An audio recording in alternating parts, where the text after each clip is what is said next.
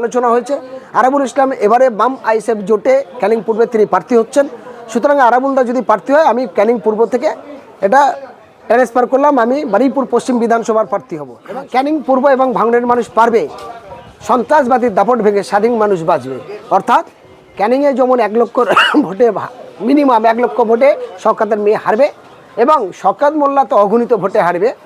ভাঙড়ে শওকত মোল্লা শুধু 50,000 ভোট পাবে কিনা সন্দেহ। আমরা না নওশাদ সিদ্দিকীর বিরুদ্ধে কোনো প্রার্থী দেবো আর না হুমায়ুন কবিরের কোনো বিরুদ্ধে প্রার্থী দেবো আর মৌসুমী নূর কংগ্রেস এই 3 জনের বিরুদ্ধে আমরা প্রার্থী দেবো না। থাকলে বিকল্প কিন্তু যে সরকার থাকবে তাকে টনক নড়ানোর মতো জায়গা তৈরি করে বাংলার যদি লড়াকু দুটো টিম যদি স্ট্রংলি না হয় সেই খেলাটা জমে না।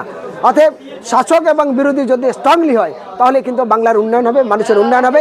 অসামাজিক কার্যকলাপ আরাবুল ইসলাম সাহেবের অনেক আগের টিএমসি থেকে বেরিয়ে যাওয়া উচিত ছিল, কারণ এই দলটা মা মাটি মানুষের নাম করেও অ্যাকচুয়ালি যেভাবে মা মাটি মানুষ, তাহলে মাটির সঙ্গে সম্পর্ক রাখা উচিত ছিল। মা মানে সমস্ত নারীদের সুসম্পর্ক সংরক্ষিত রাখা উচিত ছিল। সেখানে মায়ের নামে দেখলাম কলঙ্কিত হচ্ছে।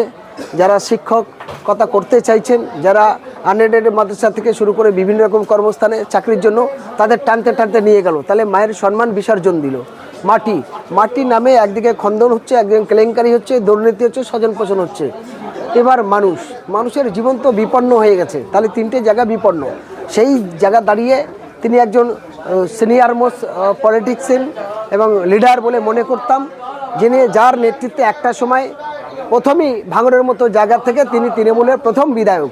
এটা আপনারা সবাই জানেন যে একমাত্র বলা যেতে পারে ক্যানিং পূর্বের যে বিধায়ক তার থেকে অনেক পূর্বের রাজনৈতিক সিনিয়র ছিল এবং তিনি বিধানসভা থেকে জিতে এসছে। এবং সেখান থেকে একজন সামান্য একটা আনপাড় মানুষকে যদি এনে এই জায়গায় দাঁড় করিয়ে দিতে পারে, তার পেছনে এতগুলো নিরাপত্তা এত কিছু দিতে পারে, তাহলে আরাবুল ইসলামের মতো মানুষকে তার মিথ্যা একাধিক মামলা দিয়েছে, তাকে অনেকবার সাসপেন্ড করেছে। এই অপমানের পরেও তিনি এতদিন যে ধৈর্য ধরে ছিলেন সেটাইকে তাকে ধন্যবাদ দিতে হয়। তবে আমি ধন্যবাদ জানাই। আরও একটি কথা আপনাদেরকে বলি, আমি ঘোষণা করেছিলাম যে ক্যানিং পূর্বে বিধানসভায় আমি নিজে প্রার্থী হব বলেছিলাম, কিন্তু পরে আমরা আলাপ আলোচনার মধ্যে দিয়ে আমরা ঠিক হয়েছে, যেহেতু আরাবুলদার সঙ্গে আমার ব্যক্তিগত সম্পর্ক ভালো এবং তার সঙ্গে আমার অনেকবার আলোচনা হয়েছে, আরাবুল ইসলাম এবারে বাম আইএসএফ জোটে ক্যানিং পূর্বে তিনি প্রার্থী হচ্ছেন। সুতরাং আরাবুলদা যদি প্রার্থী হয় আমি ক্যানিং পূর্ব থেকে এটা ট্রান্সফার করলাম, আমি বারুইপুর পশ্চিম বিধানসভার প্রার্থী হব। এবং শুধু তাই নয়, আমরা কয়েকদিন অপেক্ষা করছি, তারপরে কয়েকদিনের মধ্যে আপনাদেরকে সবার জানাবো, সমস্ত সোশ্যাল মিডিয়াকে ডাকবো, আমরা কলকাতা প্রেস কনফারেন্স করে জানাবো আমরা কতগুলো বিধানসভা সিটে প্রার্থী দিচ্ছি এবং কোন কোন সিটে আমরা লড়াই করছি। তবে একটা জিনিস খুব পরিষ্কার, আমরা না নওশাদ সিদ্দিকীর বিরুদ্ধে কোনো প্রার্থী দেবো আর না হুমায়ুন কবিরের কোনো বিরুদ্ধে প্রার্থী দেবো আর মৌসুমী নূর কংগ্রেস এই 3 জনের বিরুদ্ধে আমরা প্রার্থী দেবো না। তার কারণ আমরা চাইছি এই বাংলায় সাম্প্রদায়িক বিজেপিকে রুখতে এবং পাশাপাশি তার সঙ্গে যে সমস্ত স্বজন পোষণকারী অন্যায় অত্যাচার চলছে তার জন্য এমন কিছু তরুণ মুখ দরকার, এমন কিছু প্রতিবাদী মুখ দরকার যারা বিধানসভায় গিয়ে মানুষের কথা বলবে। ফলে আমরা অনেক দিন থেকে এটা আলোচনা বলছিলাম যে বাংলার মানুষের স্বার্থে এমন মানুষগুলো দরকার যারা বিধানসভায় দাঁড়িয়ে সর্বস্তরের মানুষের কথা বলবে, যারা দাঙ্গা নয়, হাঙ্গা নয়, যারা সন্ত্রাস নয়, সাম্প্রদায়িক নয়, মানুষের সম্প্রীতি নিয়ে করবে এবং মানুষের কর্মস্থান, শিক্ষা, স্বাস্থ্য সমস্ত দিক থেকে বিবেচনা করে নিরপেক্ষ ভূমিকা পালন করবে। সেই মানুষদের বিধানসভায় যাওয়াটা খুব দরকার এবং সেই অর্থে আমরা সেই আলোচনা আগাচ্ছি। আরাবুল ইসলাম কি তাহলে আইএসএফের দাঁড়াবে নাকি হুমায়ুনের দলে দাঁড়াবে?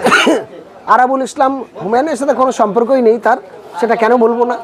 এখন বর্তমানে তিনি যেখানে আছেন আইএসএফের সঙ্গে জোটে এবং বাম আইএসএফ জোটে তিনি প্রার্থী হচ্ছেন, আমরা তাকে ধন্যবাদ জানাচ্ছি তিনি এই আসার জন্য। এবং আমার সঙ্গে হুমায়ুন কবিরের কোনো বিরোধ নেই, আমার সঙ্গে নওশাদ সিদ্দিকীর কোনো বিরোধ নেই, আমার সঙ্গে মৌসুমী নূর তার সঙ্গে কোনো বিরোধ নেই। কিন্তু আমরা চাইছি যে সমস্ত সঠিক মুখ সেগুলো বিধানসভাতে উঠে আসুক এবং সঠিক লোকগুলো বিধানসভায় দরকার।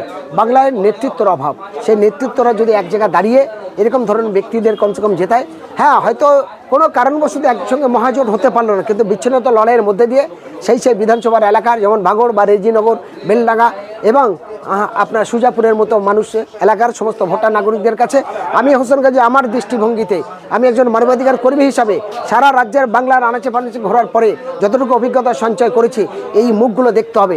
এ কোন দল দেখবেন না, এ কোন সমর্থক, কার সঙ্গে জোট এটা দেখবেন না, ব্যক্তি হিসাবে মানুষ হিসাবে চেহারাটা চিনুন, যাদের মধ্যে দিয়ে বাংলায় ক্ষমতায় আসলে এরা একটা কিছু ঘটনা ঘটাতে পারে, বাংলার পরিবর্তন হতে পারে এবং জোরালো এরা সরকারে করলে তো মহান ব্যাপার, সরকার না থাকলে বিকল্প কিন্তু যে সরকার থাকবে তাকে টনক নড়ানোর মতো জায়গা তৈরি করে বাংলার যদি লড়াকু দুটো টিম যদি স্ট্রংলি না হয় সেই খেলাটা জমে না। অতএব শাসক এবং বিরোধী যদি স্ট্রংলি হয় তাহলে কিন্তু বাংলার উন্নয়ন হবে, মানুষের উন্নয়ন হবে, অসামাজিক কার্যকলাপ কম হবে। সেক্ষেত্রে বাংলার মানুষের কাছে তাই আমাদের আবেদনে আমরা আগাচ্ছি এবং আমরা আশাবাদী আমরা বহু সিট নিয়ে এবারে হয়তো আমরা নতুন সরকার গড়ার ভাবনা নিয়ে আগাতে পারবো। সিপিএম দেখলাম যে আজকে অফিসিয়ালভাবে বামফ্রন্ট দল ঘোষণা তাদের প্রার্থী ঘোষণা করলেন, তাহলে কি জোটে থাকছেন সিপিএম? দেখুন সিপিএম এখনও সময় আছে।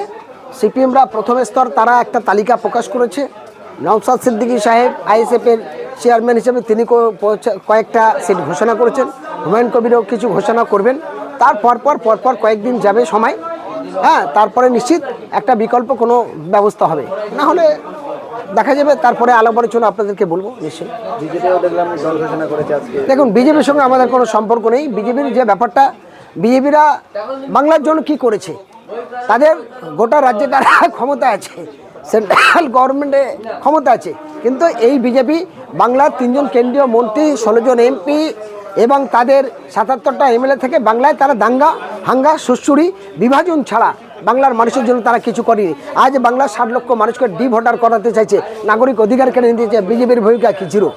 আমরা এই ভোট করার আগেই এটা বলতে চাই, সব রাজনৈতিক দল বাংলার মানুষের ভোটে যদি বিধায়ক হবে, বাংলার মানুষের ভোটে যদি তারা ক্ষমতা আসবে, তাহলে তাদের প্রথম উচিত যে ভোট বয়কট ডেকে তাদেরকে একসঙ্গে যে মানুষের নাগরিক অধিকার চাই, তারপর ভোট।